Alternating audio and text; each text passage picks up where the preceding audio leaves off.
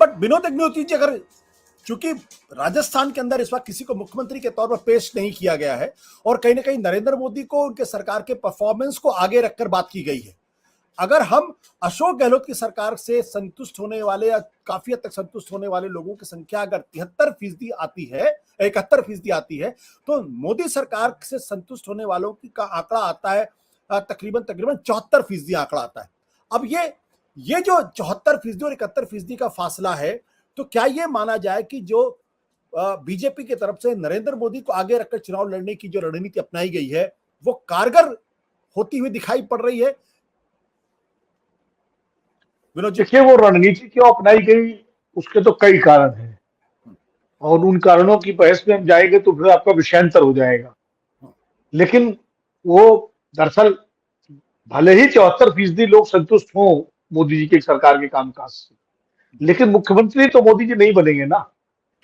BJP की सरकार अगर बनती है तो मुख्यमंत्री कौन बनेगा?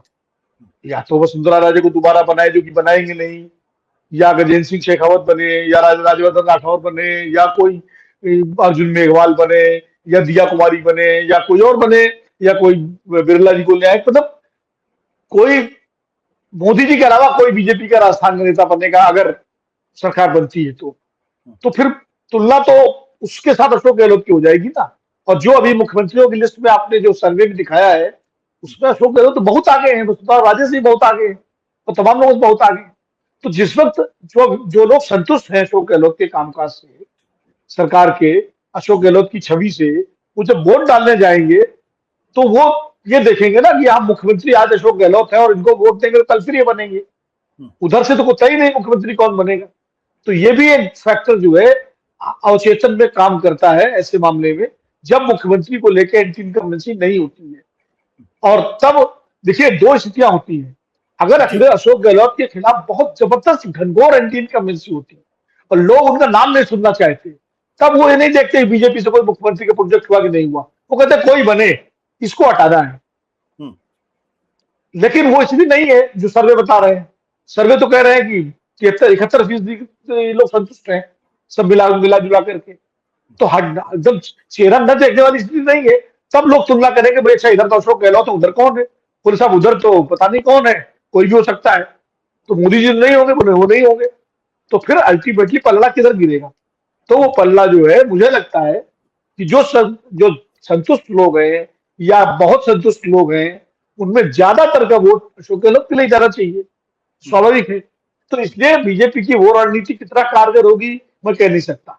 इसीलिए मुझे लगता है कि अशोक गहलोत की और कांग्रेस की राजस्थान में सबसे बड़ी ताकत यही है कि अशोक गहलोत के खिलाफ कोई एंटी इनकम्बेंसी नहीं है, न व्यक्तिगत रूप से, न उनकी सरकार के रूप में, बावजूद कि सचिन पायलट उनका झगड़ा लगातार कई साल तक चला, आखिर तक चला। लेकिन उसके बावजूद अगर ये आंकड़ा आ रहा है कि 47% लोग बहुत संतुष्ट हैं और कुल मिला के 71% लोग संतुष्ट हैं, तो ये तो बड़ी उपलब्धि है उनकी अशोक गहलोत की। वरना तो ये आंकड़ा 20 से नीचे होना चाहिए था, जिस तरह के लड़ाई झगड़े थे। दूसरी बात मैं कहूं, जो अभी ग्राउंड की बात की अनिल जी ने, तो इस सर्वे वाले भी भाई ग्राउंड पे जाके करते होंगे, तो उनको उनके आंकड़ों को हम किसी तरह से क्वेश्चन नहीं कर सकते।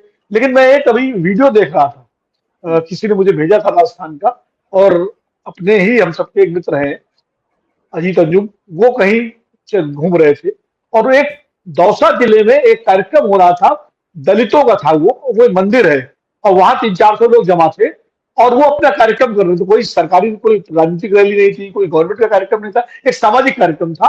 और अचानक ये वहां पहुंच गए और उन्होंने जब वहां बात की तो जितने लोगों से बात की, वो करीब आधे पौन 40 मिनट का वीडियो था, मैंने देखा, जितने लोगों से बात की सब अशोक गहलोत की तारीफ कर रहे थे। सब कह रहे थे, भाई मोदी जी की भी तारीफ कर रहे थे, लेकिन अभी तो विधानसभा का चुनाव है, अभी तो अशोक गहलोत हमारे लिए जो है। तो अगर ये ग्राउंड पर है तो निश्चित रूप से अशोक गहलोत ने पार्टी को लड़ाई में तो लाई दिया है। जो 25-30 सीट की बात हो रही थी, वो अगर विपरीत परिस्थितियों में भी कोई 70 सीट दे रहा है, कोई 80 सीट दे रहा है, कोई 68 दे रहा है, तो लड़ाई में तो लाई दिया है।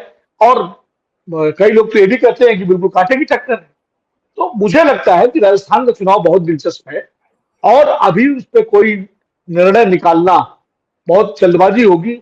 और खास करके टिकट बंटवारे में जिस तरह की लड़ाई झगड़े बीजेपी में राजस्थान में कांग्रेस से ज्यादा है, ये जी खुद बीजेपी के लोगों का कहना है।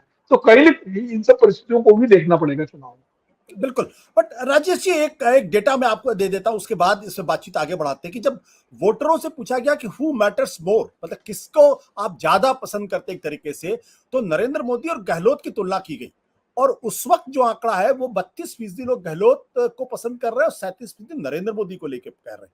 इस आंकड़े से क्या कहानी निकलती? जो विनोद जी कह रहे हैं कि भाई मोदी जी को मुख्यमंत्री तो नहीं बनना, ये बात एक सच्चाई है, लेकिन मोदी जी की उपस्थिति वहां मौजूद है और वो आज की तारीख में लोकप्रिय भी है, उनकी सरकार का प्रदर्शन भी लोग बेहतर तरीके से मान रहे हैं, ऐसा ये सर्वे कहता है। तो वैसे में क्या इस बात की गारंटी है कि लोग नरेंद्र मोदी को सामने रखते हुए बीजेपी को वोट दें? देखिए, ये जो राज्य का वोटर है उसको एकदम कम करके भी नहीं आंकना चाहिए।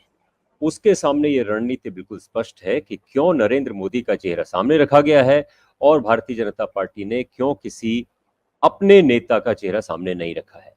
क्योंकि उनके पास कहने के लिए, भारतीय जनता पार्टी के पास राज्य में कहने के लिए बहुत कुछ है नहीं। जो कुछ है वो केंद्र सरकार ही अपना दावे कर सकती है और नरेंद्र मोदी की जो करेंसी है उसको वो भुना सकती है। तो ये जो सर्वे आपका आया है, इसका एनडीटीवी का आया है, ये इन्होंने नरेंद्र मोदी वर्सेस गहलोत रखा है, ये मुझे अटपटा लग रहा है।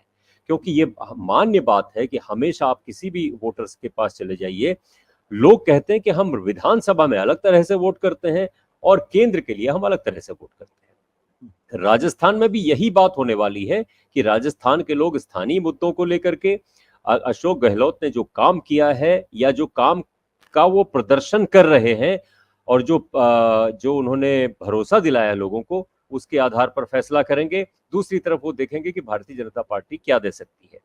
सत्य हिंदी का ऐप डाउनलोड करें गूगल प्ले स्टोर पर।